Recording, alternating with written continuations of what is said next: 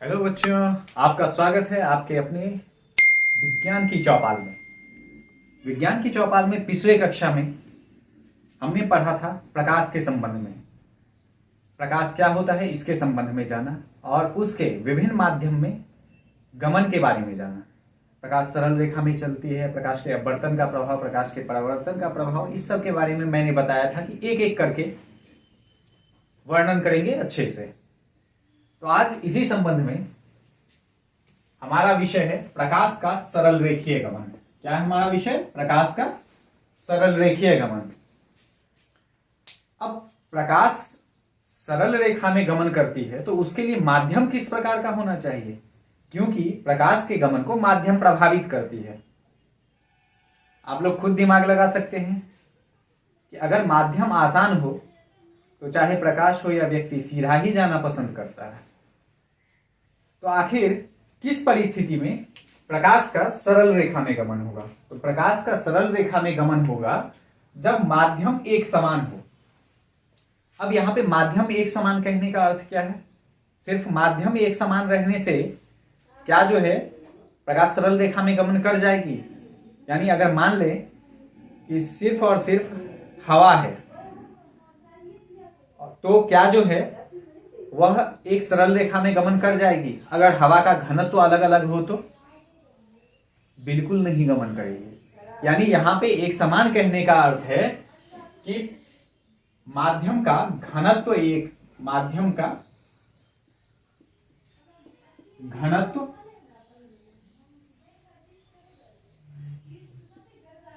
घनत्व समान होना चाहिए। माध्यम का घनत्व समान होना चाहिए। अब घनत्व का क्या अर्थ है? घनत्व के संबंध में आप लोग जानते होंगे। घनत्व जो है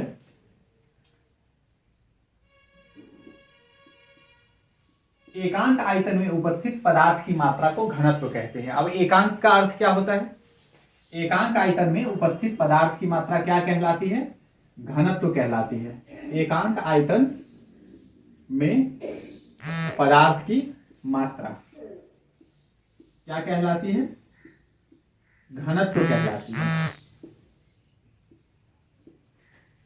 एकांक का अर्थ क्या हुआ? एकांक का अर्थ हुआ एक, और पदार्थ की मात्रा एसआई यूनिट में आप लोगों ने पढ़ा होगा। पदार्थ की मात्रा तो मोल भी होती है, मोल में भी जो है मापते हैं, लेकिन हम यहाँ पदार्थ की मात्रा को द्रव्यमान के संदर्भ में बोल रहे हैं। किसके संदर्भ में बोल रहे हैं? द्रव्यमान के संदर्भ में। अर्थात एकांक आयतन में जितना द्रव्यमान पदार्थ का उपस्थित होगा वही घनत्व है। अब एकांक का अर्थ क्या है? किसी भी चीज में एक निकालने के लिए हम लोग क्या करते हैं? तो घनत्व को डेंसिटी डी से सूचित करते हैं। तो घनत्व बराबर क्या होगा? द्रव्यमान बटा आयतन। घनत्व बराबर द्रव्यमान बटा आयतन। अब द्रव्यमान बटा आयतन। द्रव्यमान का मात्रक क्या होता है? किलोग्राम, और आयतन का मात्रक क्या होता है? Metre cube. तो किलोग्राम प्रति मीटर क्यूब। तो अब यहां पे आप एक चीज समझिएगा कि जब भी किसी चीज का परिभाषा दिया हो तो उससे उसका सूत्र और मात्रक निकालना काफी आसान होता है। जिसमें भी एकांक लगा हो या एक लगा हो वह नीचे आएगा हमेशा। एकांक क्या था? एकांक आयतन। तो एकांक आयतन यानी आयतन नीचे और जो है द्रव्यमान ऊपर। तो घनत्व का जो है फॉर्मूला क्या हो गया? घनत्व बराबर द्रव्यमान बटा आयतन, और अगर इसका मात्रक पूछे किलोग्राम प्रति मीटर क्यूब होता है। अब ठीक है, तो हम ये समझ गए कि माध्यम का घनत्व जो है एक समान होना चाहिए। अगर हम दूसरे शब्दों में इसी को कहें तो क्या होना चाहिए? माध्यम समांग होना चाहिए। समांग माध्यम होना चाहिए। अच्छा, अगर जो है माध्यम विषमांग हो उस स्थिति में क्या होगा? अब आप लोग खुद ही जानते हैं। अगर आदमी के संबंध में बात किया जाए तो अगर सीधी उंगली से घी ना निकले तो क्या करना पड़ता है? उंगली टेढ़ा करना पड़ता है।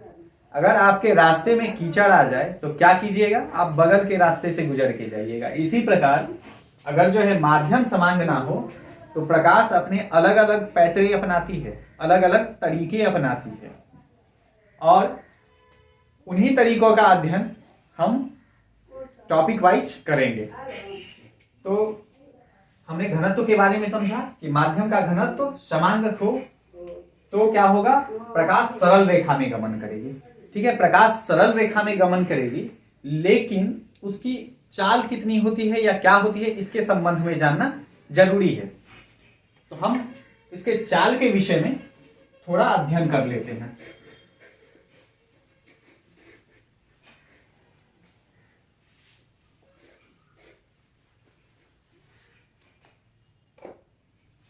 अब अगर कोई आपसे पूछे कि प्रकाश की चाल सर्वाधिक कहां होगी, आप लोग सब जानते हैं कि अगर हम भी दौड़ना शुरू करें तो हमारी चाल सर्वाधिक कब होगी, जब मार्ग में किसी तरह का अवरोध ना हो, किसी तरह का जो है विरोध ना हो, उस स्थिति में हमारी चाल सर्वाधिक होगी।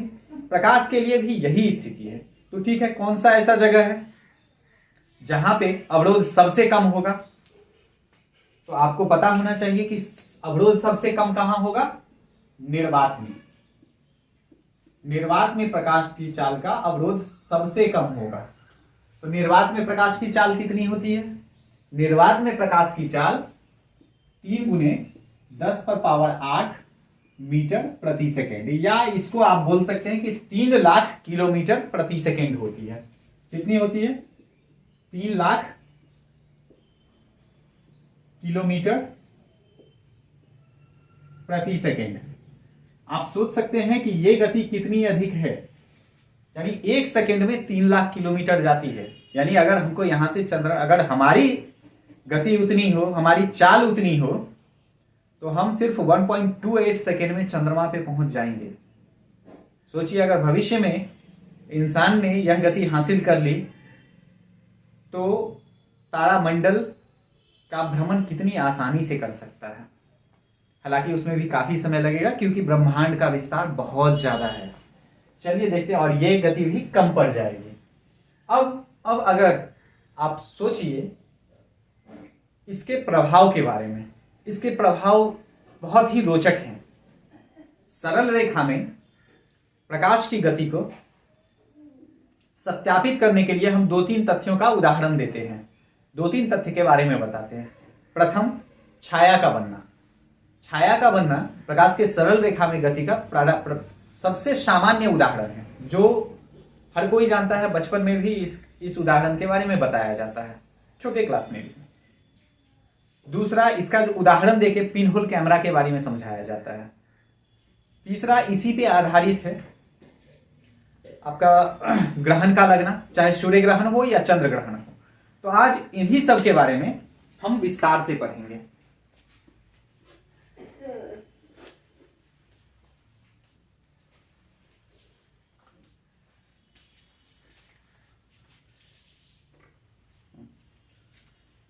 सबसे पहले प्रकाश का सरल रेखीय गमन में सबसे पहले छाया का बनना।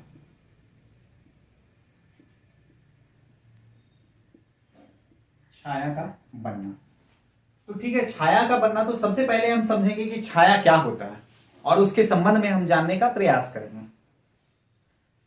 जब भी प्रकाश के मार्ग में कोई अपारदर्शक वस्तु आती है, जब भी प्रकाश के मार्ग में कोई अपारदर्शक वस्तु आती है तो उस वस्तु के विपरीत ओर वस्तु का एक बिंब बनता है जिसे छाया कहते हैं। ठीक है, तो छाया के बारे में हमने समझा कि छाया किसे कहते हैं। उसके लिए हमने 2 चीज समझा। नंबर 1 कि क्या होना चाहिए, वस्तु अपारदर्शक होना चाहिए, अपारदर्शक होना चाहिए, या कभी कभी पारभासी होने पे भी उसका प्रतिबिंब बनता है लेकिन हल्का बनता है। और दूसरा चीज कि छाया जब भी बनता है तो वह प्रकाश जिधर गमन करती है उस तरफ, अर्थात प्रकाश के गमन की दिशा में। तो अपारदर्शक वस्तु हम थोड़ा समझ लें किसको कहते हैं। अपारदर्शक वस्तु का अर्थ होता है जिस तरह हमारे समाज में कुछ ढीठ पुरुष होते हैं जिनसे हर कोई बचना चाहता है। वो वहां पे है ना भाई, लौट जाओ, उसके मुंह मत लगो। वही चीज अपारदर्शक वस्तु है जिससे प्रकाश जो है जाती है, टकराती है और लौट जाती है। वो समझती है कि ये जाने नहीं देगा। तो इसी प्रकार अपारदर्शक वस्तु क्या है? एक ढीठ व्यक्ति की तरह है जिससे क्या होता है, प्रकाश की किरणें टकराकर वापस लौट जाती है, उसे पार नहीं कर पाती है, यह इसे जाने के लिए रास्ता नहीं देता है। तो जब ऐसी वस्तु किसी प्रकाश के सामने में आएगी तो उसका क्या होगा? छाया बनेगा। ठीक है, छाया तो बनेगा। अब छाया भी जो है, छाया को हम दो भागों में बांट सकते हैं। कितने भागों में बांट सकते हैं? छाया को दो भागों में बांट सकते हैं। एक प्रच्छाया, प्रच्छाया, और दूसरा उपछाया। कौन कौन सा? प्रच्छाया और उपछाया। अब प्रच्छाया क्या होता है और उपछाया क्या होता है? तो सबसे पहले हम ये जान लें कि छाया जो है वह निर्भर किन किन चीजों पर करती है। तो छाया निर्भर करती है प्रकाश की उत्पत्ति स्रोत, प्रकाश जो उत्पन्न हो रही है उसके स्रोत पे। दूसरा किस पे निर्भर कर रही है? वस्तु के आकार पे, वस्तु के आकार पे। और तीसरा किस चीज पे निर्भर करती है? वस्तु एवं प्रकाश स्रोत के बीच की दूरी पे, वस्तु एवं प्रकाश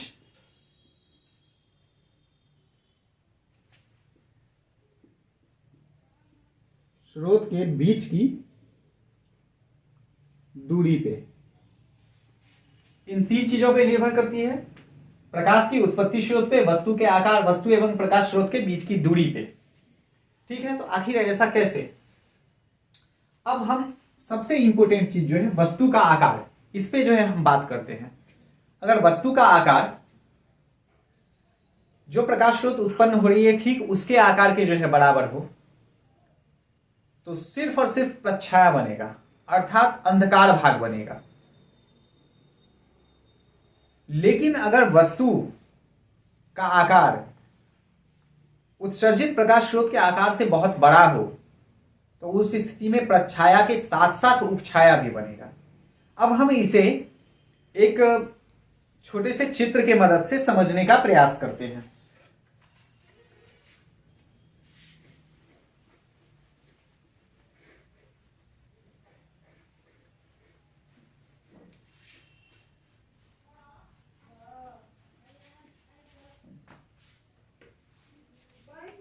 अगर हम मान लें कि यहां पे कोई वस्तु है और यहां पे क्या है, यहां पे प्रकाश स्रोत है, और प्रकाश स्रोत जो निकल रही है, उससे जो प्रकाश निकल रही है वो इस टाइप से निकल रही है।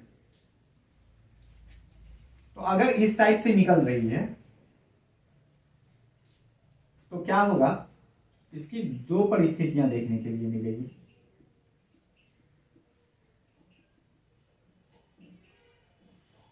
नंबर एक, ये वाला हिस्सा, और दूसरा जो इधर से बन रहा है। जब पीछे पर्दे पर यह प्रतिबिंब पड़ेगी तो ये हिस्सा, ये वाला हिस्सा जो होगा वह पूरी तरह से अंधकार युक्त होगा, और यह वाला हिस्सा जो होगा वह आंशिक अंधकार में होगा। ये वाला हिस्सा, ये वाला जो हिस्सा है, ये वाला हिस्सा वो आंशिक अंधकार में होगा। तो जो हिस्सा पूरी तरह से अंधकार में हुआ वो हो गया प्रच्छाया, और जो आंशिक अंधकार में हो गया वो कौन सा हिस्सा हो गया? वो हो गया उपछाया। तो इस प्रकार जो है प्रच्छाया और उपछाया के बारे में हम समझ गए। अब हमें समझना है कि आखिर जो है इनका प्रभाव सूर्य ग्रहण और चंद्र ग्रहण की परिस्थिति में कैसे होता है। हालांकि इसके बारे में पूरे विस्तार के साथ, उनकी परिस्थितियों के बारे में पूरे विस्तार के साथ हम ज्योग्राफी की चौपाल में बात करेंगे, लेकिन हम विज्ञान की चौपाल में एक सामान्य दृष्टिकोण से उसको देखेंगे, उसके बारे में उतना डीप नहीं जाएंगे।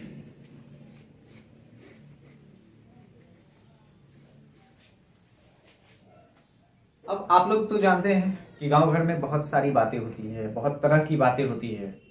अगर कभी ग्रहण लग गया तो तरह तरह की उपमाएं दी जाती है। ग्रहण लगने पे कोई बोलता है कि राहु ने सूर्य को डस लिया, और इसी तरह की अनेक मान्यताएं गांव में प्रचलित है। आइए हम आज जानते हैं कि आखिर ये सूर्य ग्रहण या चंद्र ग्रहण क्यों लगता है। तो देखते हैं, नंबर 1, सबसे पहले हम बात करते हैं सूर्य ग्रहण। अभी तक आप लोग समझ गए होंगे कि ग्रहण का लगना एक छाया का प्रभाव है जो प्रकाश के सरल रेखीय पथ में गमन के कारण होता है। मतलब प्रकाश एक सीधी रेखा में चलता है, जिसके कारण ग्रहण लगता है एक विशेष परिस्थिति पैदा होने पे। किसके? सूर्य, पृथ्वी और चंद्रमा। इसमें 3 चीजें शामिल होती है। कौन कौन सी? सूर्य, पृथ्वी और चंद्रमा, सन, अर्थ और मून, ये 3 चीजें शामिल होती है। अब देखिए ग्रहण कब लगेगा। यहां पे एक सामान्य सा उदाहरण आप देख लीजिए। लाइट मेरे चेहरे पे पड़ रहा है तो ग्रहण किस पे लग रहा है? बोर्ड पे लगेगा। यानी आप समझिए ये कौन सा हो गया? बोर्ड ग्रहण हो गया। अगर जो है इसका उल्टा हो कि जो है बोर्ड मुझसे आगे आ जाए, तो उस परिस्थिति में ग्रहण किस पे लगेगा? मुझ पे लगेगा।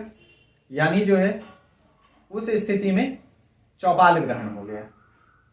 तो ये 2 परिस्थितियां हो गई। इसी तरह से आप समझ सकते हैं सूर्य ग्रहण और चंद्र ग्रहण के बारे में भी। सूर्य ग्रहण और चंद्र ग्रहण के बारे में समझिए। मान लीजिए ये सूर्य है, ठीक है, ये सूर्य है और ये हो गया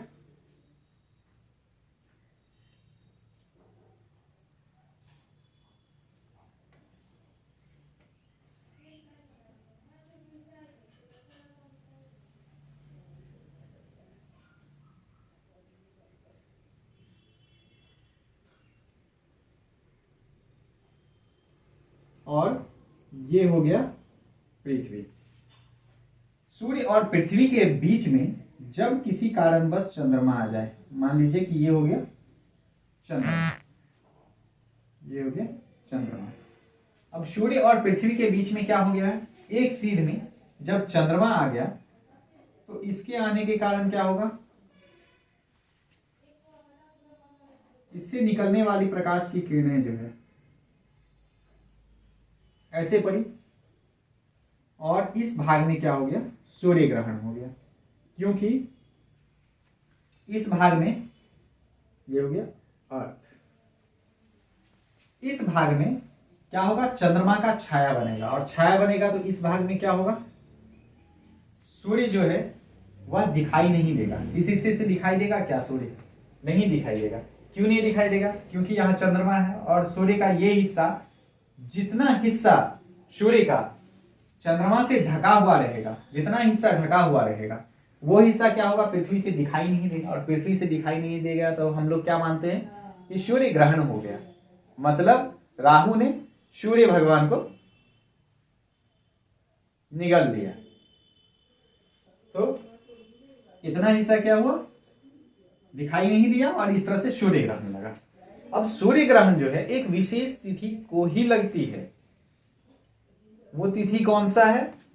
तो सूर्य ग्रहण जब भी लगेगा वह अमावस्या तिथि को लगेगा। अमावस्या तिथि जानते हैं ना आप लोग?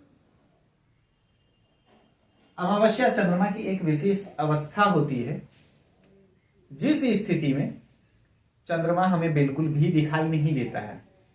और मैंने पहले ही बता दिया कि इस सब के बारे में डिटेल्स से मैं आपको ज्योग्राफी में बताऊंगा। जब ज्योग्राफी की चौपाल होगी उसमें मैं डिटेल से बताऊंगा कि चंद्रमा की किन परिस्थितियों में कितना प्रकाश दिखता है, उस सब की चर्चा बाद में होगी। अब तो ये सूर्य ग्रहण का हुआ। अब अगर हम बात करें चंद्र ग्रहण की, चंद्र ग्रहण का अर्थ क्या है? सूर्य ग्रहण का अर्थ हमने समझा कि जब हमको सूर्य का जितना हिस्सा नहीं दिखाई दिया चंद्रमा के कारण, वो हिस्सा क्या हो गया, उस हिस्सा में सूर्य ग्रहण लग गया। और चंद्र ग्रहण क्या होगा? तो चंद्र ग्रहण की परिस्थिति में क्या होता है, मान लीजिए यहां पे सूर्य है और यहां पे पृथ्वी है और यहां पे चंद्रमा है। अब क्या होगा, सूर्य से आने वाली प्रकाश की किरणें पृथ्वी से होके यहां पे पड़ी, ठीक है, और मून। अब अगर हम यहां से चंद्रमा को देखें तो ये भाग हमको इसका अंधेरा दिखाई पड़ेगा, ये भाग, और इसका भाग, ये भाग अंधेरा हमको क्यों दिखाई पड़ेगा? इसका ये भाग अंधेरा इसलिए दिखाई पड़ेगा क्योंकि इस पे धरती की छाया बन रही है। तो जब धरती की छाया इस पे बन रही है और ये भाग अंधेरा दिखाई दिया, तो यही परिस्थिति है चंद्र ग्रहण। इस परिस्थिति को क्या कहते हैं? चंद्र ग्रहण कहते हैं। देखिए सूर्य ग्रहण में क्या था, सूर्य का जितना हिस्सा नहीं दिखाई दिया। चंद्र ग्रहण में क्या है, जब चंद्र ग्रहण चंद्रमा का हिस्सा दिखाई ना दे, तो सूर्य का हिस्सा कब नहीं दिखाई देगा? जब धरती और सूर्य के बीच में चंद्रमा आ जाए। अरे हिस्सा तभी ना दिखाई नहीं देगा जब जो है बीच में कोई अवरोध आ जाए, कुछ रुकावट आ जाए। तो जब सूर्य और पृथ्वी के बीच में चंद्रमा आ गया तो क्या हुआ, अवरोध आ गया। अवरोध आने से जो है सूर्य का ये हिस्सा दिखाई नहीं दिया, तो लग गया सूर्य ग्रहण। और जब जो है सूर्य और जो है चंद्रमा के बीच में धरती आ गया, तो धरती के आने से क्या हुआ, इसका ये हिस्सा दिखाई नहीं देगा चंद्रमा का। क्यों? क्योंकि धरती का छाया जो है बन रहा है इस पे, तो इसके कारण क्या होगा, चंद्र ग्रहण होगा। अच्छा, चंद्र ग्रहण जो है वह भी चंद्रमा की एक विशेष अवस्था जिसे जो है पूर्णिमा कहते हैं, जिसे पूर्णिमा कहते हैं, सिर्फ इसी दिन जो है लगती है। अब आपके मन में जो है प्रश्न आ रहा होगा, ऐसा क्यों होता है कि सिर्फ अमावस्या को ही सूर्य ग्रहण लगती है और सिर्फ पूर्णिमा को ही चंद्र ग्रहण लगती है? इसका प्रमुख कारण है पृथ्वी और चंद्रमा के बीच के कक्षीय तल में अंतर होना। पृथ्वी, मान लीजिए ये पृथ्वी है और ये चंद्रमा है, चंद्रमा है। अब ये रहा पृथ्वी का सेंटर, इसके कक्षीय तल ये रहा, और इसका कक्षीय तल जो है 5 डिग्री का एंगल। तो इसी कारण ये 5 डिग्री है, 5 डिग्री। तो इसी दोनों के कक्षीय तल में 5 डिग्री के अंतर होने के कारण क्या होता है कि हर एक महीना ग्रहण नहीं लगता है, यानी राहु महाराज की कृपा हर एक महीना नहीं बरसती है। इसके कारण पृथ्वी और चंद्रमा के बीच कक्षीय तल में अंतर होने के कारण, ठीक है। तो हमारा ग्रहण वाला जो ये विषय था उस पे से उम्मीद करता हूं कि ग्रहण हट गया होगा। अब हम प्रकाश के सरल रेखीय प्रभाव में ही आगे एक पिन होल कैमरा के बारे में पढ़ेंगे, जिसके द्वारा मैं आपको काफी रोचक चीजें बताऊंगा।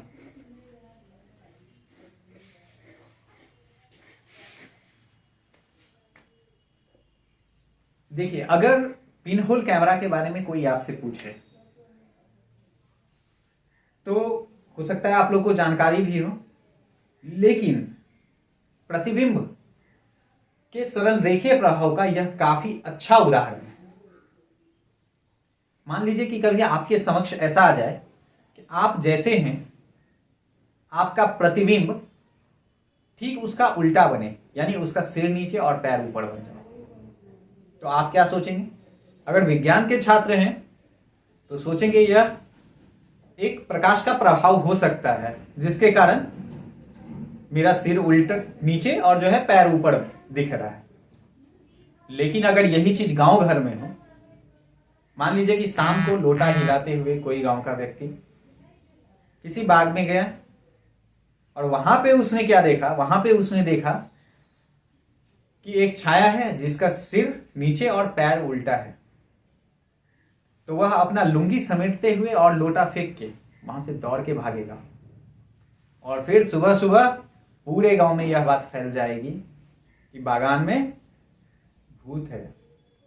अगर महिला यही चीज देख ले तो जाके अपनी पड़ोस वाली दीदी को बताएगी कि उधर मत जाना, उधर ब्रह्मडाकिनी रहती है। लेकिन इस प्रभाव को हम विज्ञान के शब्दों में समझेंगे। चलिए आइए देखते हैं पिन होल कैमरा के बारे में। देखिए, पिन होल कैमरा जो होता है एक बॉक्स होता है जिसकी हर एक दीवार जो है क्या होती है, काले रंग से रंगी होती है। और इसकी जो सामने वाली दीवार होती है जिससे प्रकाश प्रवेश करेगा, सामने वाली दीवार में एक छोटा सा छेद होता है। सामने वाली दीवार में क्या होता है, एक छोटा सा छेद होता है ताकि प्रकाश इससे होके जा सके।